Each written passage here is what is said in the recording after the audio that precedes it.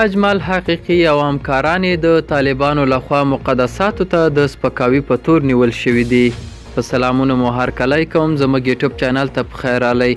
که غواړئ په بشپړه توګه معلومات ترلاسه کړئ نو ویډیو راسره تر پای وګورئ. افغان یوټیوبر اجمل حقیقي او د هغه درې نور ملګري مقدساتو ته د سپکاوي په تور د طالبانو د استخباراتو لخوا نیول شوي دي. د طالبانو د استخباراتو د دفتر پر ټویټر پاڼه خپره شوي یو ویډیو کې 4 تنه ځوان فعالان په لاسونو تړل شوي او اجمل حقیقي په دې اعتراف کوي چې فحاشۍ ته یې وده ورکړې او د قرآن کریم د آیتونو سپکاوی کړی دی. خو څه موده وړاندې د ښاغلي حقیقي پر یوټیوب چینل خپره شوي ویډیو کې د هغه یو همکار غلام سخي چې پخوا په نشهیي توکو روږدی و ویلي و چې رواني ناروغي لري او د قرآن کریم آیتونه یې د سندرو په رقم لوستي او نڅا یې ورسره کړې وه.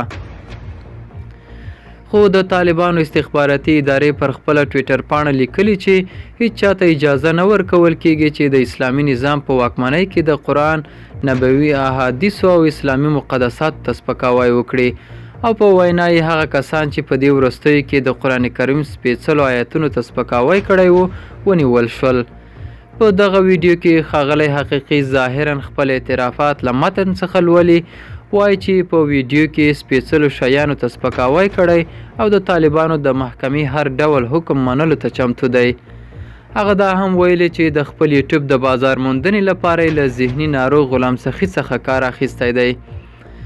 طالبانو د افغانستان د بیا واک ترلاسه کولو وروسته د بشري حقونو د فعالانو په ګډون د دې ډلې خبریالان او منتقدین نیولي دي.